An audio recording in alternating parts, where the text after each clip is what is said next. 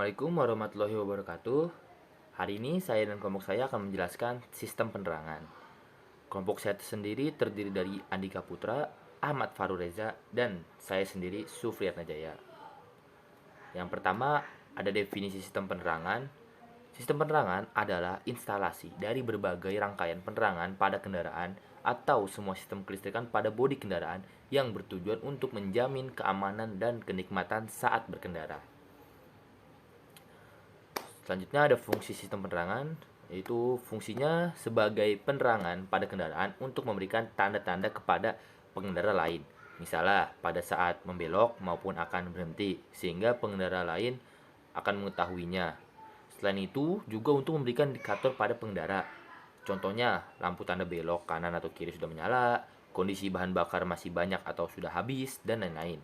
Di samping itu, juga untuk menambah kenikmatan dan keamanan saat berkendara. Saya Ahmad Farureza. Di sini saya akan menjelaskan komponen-komponen dari sistem penerangan. Yang pertama adalah baterai. Baterai berfungsi untuk menyuplai arus listrik. Biasanya baterai bertegangan 12 volt. Yang kedua ada fuse. Fuse berfungsi sebagai pengaman arus listrik dari arus yang berlebih. Komponen yang ketiga adalah main switch. Main switch atau saklar utama disebut juga dengan switch kontak atau ignition switch. Main switch terdiri dari terminal B, yaitu terminal yang menghubungkan ke baterai,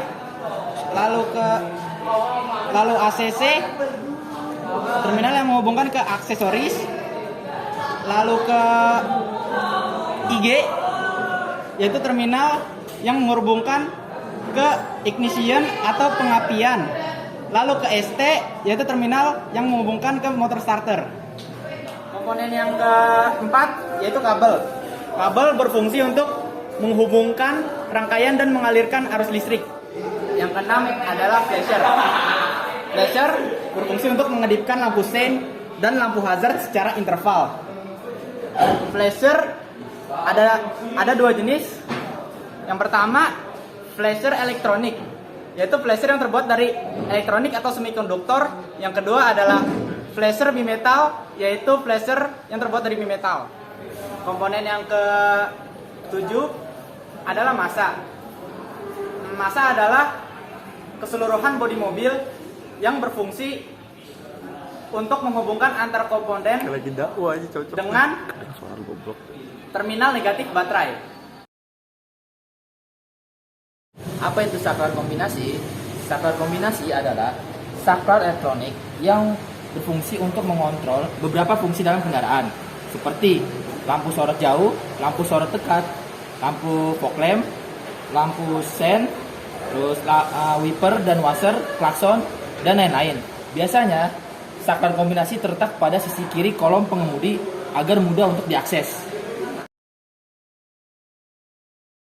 Selanjutnya ada rangkaian sistem penerangan.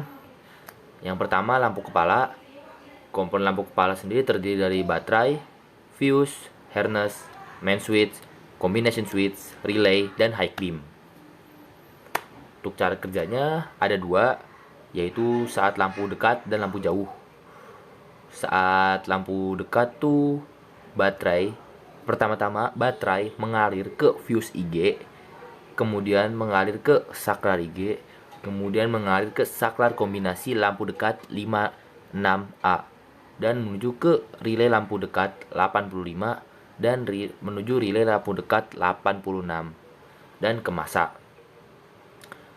Akibatnya, lilitan di relay tersebut akan terjadi kemagnetan yang menyebabkan arus dari baterai menuju fuse relay menuju relay lampu dekat 30 akan terhubung langsung ke relay lampu dekat 87 dan menuju ke lampu dekat.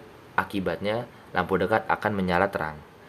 Kemudian untuk lampu jauh, pertama baterai mengalir ke fuse IG, menuju ke saklar IG, menuju ke saklar kombinasi lampu jauh 56B, menuju ke relay lampu jauh 85 dan menuju ke relay lampu jauh 86 dan menuju ke massa.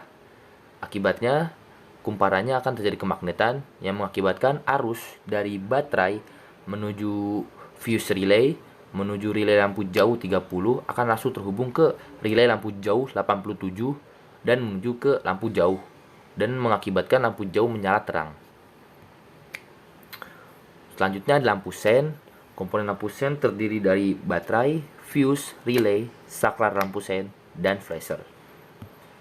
Untuk cara kerjanya sendiri, pertama, baterai mengalir ke kunci kontak, menuju ke fuse sen, menuju ke saklar terminal 15 lampu sen, lalu menuju ke flasher, lalu menuju ke saklar 49. Nah, karena yang akan menyala lampu sen kanan, maka dari saklar 49 menuju ke saklar 49R dan menuju ke lampu sen kanan depan dan kanan belakang. Dan untuk cara kerja lampu sen kiri sama juga, tetapi alirannya akan berbeda. Mengalirnya yang dari saklar 49 akan menuju ke saklar 49L dan mengakibatkan lampu sen kiri depan dan lampu sen kiri kanan menyala. Lampu sen kiri depan dan lampu sen kiri belakang menyala. Selanjutnya lampu hazard. Komponen lampu hazard terdiri dari baterai, fuse, relay, saklar lampu hazard, dan flasher. Untuk cara kerjanya, pertama baterai mengalir ke fuse lampu hazard, mengalir ke saklar terminal 30 lampu hazard, dan menuju ke flasher, lalu menuju ke saklar 49. Karena di saklar terminal 30 lampu hazard terjadi arus listrik, maka aliran yang menghubungkan terminal 49L dan 49R akan menyatu dua-duanya, yang mengakibatkan lampu sen kanan dan kiri, depan maupun belakang akan menyala secara bersamaan. Baik, bagaimana teman-teman? Setelah mendengar penjelasan dari teman saya, mungkin teman-teman sudah mulai mengetahui rangkaian-rangkaian apa saja sih yang ada di sistem penerangan tersebut. Dan selanjutnya akan saya lanjutkan ke rangkaian selanjutnya. Baik, ada lampu rem. Komponen lampu rem. Pertama baterai, kedua sekring, ketiga kabel, keempat pedal rem, kelima brake switch, dan keenam lampu rem. Seperti inilah bentuk rangkaiannya. Untuk cara kerjanya sendiri, arus positif dari baterai akan mengalir menuju sekring. Lalu dari sekring arus akan masuk ke saklar. Kemudian pada saat pedal rem diinjak, maka saklar rem di posisi tidak tertekan dan saklar akan menghubungkan arus listrik ke lampu rem. Jadi ketika pedal rem diinjak, lampu rem akan menyala. Begitupun sebaliknya, jika pedal rem tidak diinjak, saklar rem pada posisi tertekan, maka saklar akan memutus arus listrik menuju lampu rem dan lampu rem pun tidak menyala.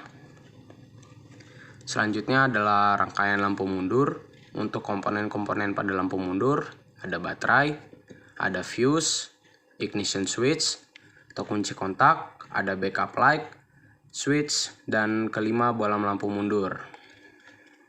Seperti inilah bentuk rangkaiannya teman-teman. Untuk cara kerjanya sendiri, saat backup switch on adalah saat dimana tuas transmisi ada di posisi R atau posisi mundur ya, dan kunci kontak ada di posisi on.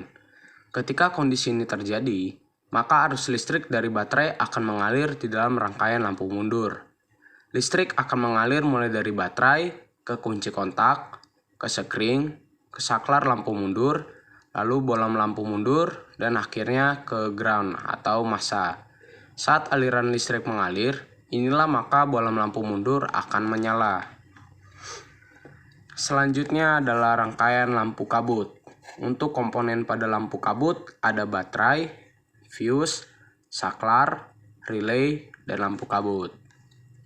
Inilah rangkaiannya teman-teman.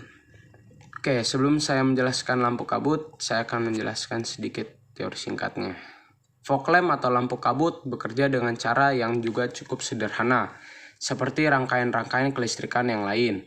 Dari baterai, arus listrik akan terpisah menjadi dua bagian. Satu menuju ke relay fog lamp, dan yang satunya ke kunci kontak yang sebelumnya masing-masing melalui sekring pengaman. Yang menuju kunci kontak, arus akan diteruskan ke saklar lampu kabut setelah kunci dalam posisi on. Saat tombol saklar fog lamp diaktifkan, arus dari saklar akan menuju ke relay pada terminal 86 dan diteruskan ke relay 85. Pada saat yang sangat singkat, kemagnetan akan terjadi pada relay dan menghubungkan terminal 30 ke terminal 87.